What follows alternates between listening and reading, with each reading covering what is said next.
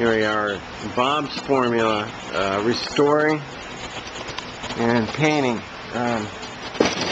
sanding everything, prying off all the things that have been spilt, and holes drilled, and hardware attached, and caulk plastered on it.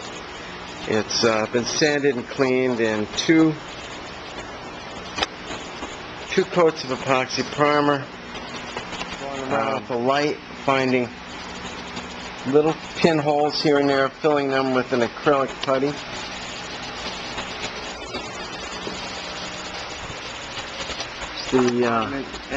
Both the engine beds, the engine mounts were completely rotted away and collapsed. They've been cut open, wood replaced and reglassed. Transom, same, rotted out and rebuilt. Continuing on, the engine boxes that used to, not engine boxes, but the strange boxes that ran along the edge of the floor, containing cables on this side and nothing on the other side, were split open. Those have been removed. The walls sanded and smoothed, and the glassing from the boxes removed.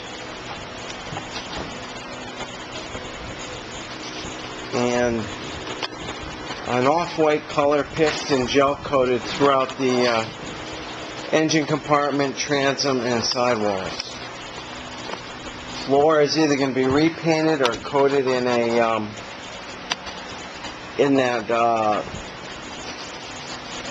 the new synthetic teak for low maintenance. And fuel tank compartment was full of water, foam, and fuel. Tank was no good. Bulkheads were rotted out. Side stringers were rotted out and soaked with gas. This tank is custom designed to fit a little better. It holds about 10 more gallons and is a quality tank made by Luther's Welding in Rhode Island.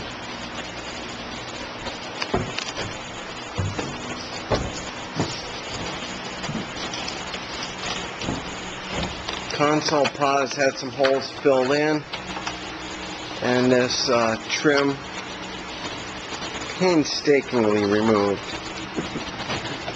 Lots of hardware removed that won't go back on. All these areas had many screws of old hardware.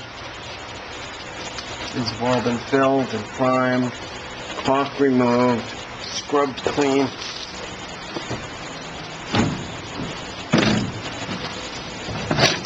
The previous owner went wild with the oil-based non-skid, and he extended that up onto the vertical sides of the windshield base, which looked a little strange to have non-skid on a vertical surface, but I guess he thought that, he didn't know what position the boat would be in, and maybe that would be a walking surface, I don't know.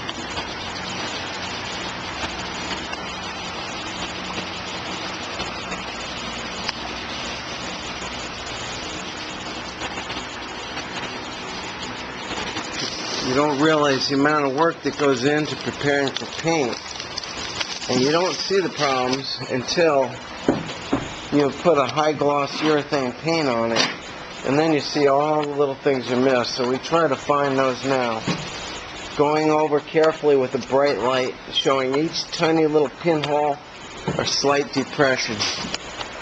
We mark them and fill them with the 3M acrylic white.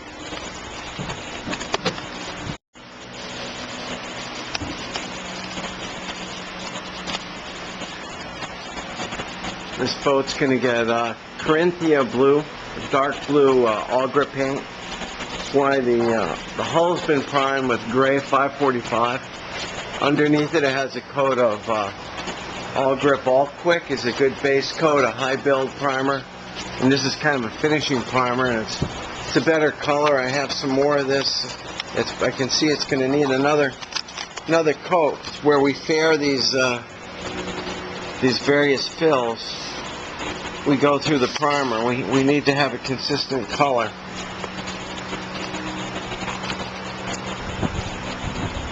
Many areas on the corner of the transom have been damaged heavily.